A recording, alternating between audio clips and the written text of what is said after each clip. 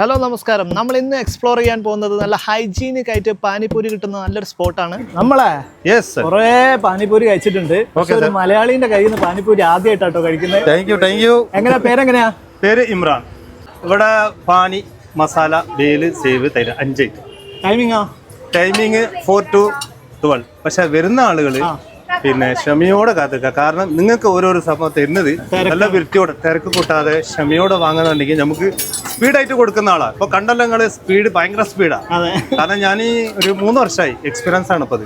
പക്ഷെ ചെറുപ്പം തൊട്ടേ ഞാൻ 8ാം വയസ്സ് മുതൽ ഹോട്ടല് പഠിച്ചിട്ടുണ്ട്. അതായത് ചായ, പിന്നെ അതേപോലെ തന്നെ ബിരിയാണി വെക്കും, എല്ലാ ഐറ്റംസും അറിയാം.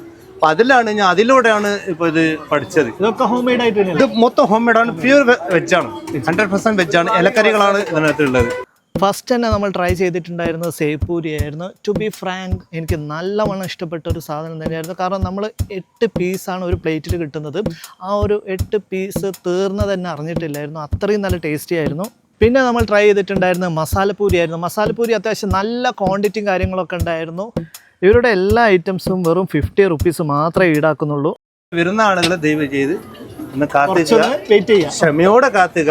Thank you. അപ്പോൾ ഇതിൻ്റെ എക്സാക്ട് ലൊക്കേഷൻ വന്നിരിക്കുന്നത് നമ്മുടെ കോഴിക്കോട് ബീച്ചിൽ ഓട്ടോ സ്റ്റാൻഡിൻ്റെ തൊട്ടടുത്താണ് ബീച്ച് ബൈറ്റ്സ്.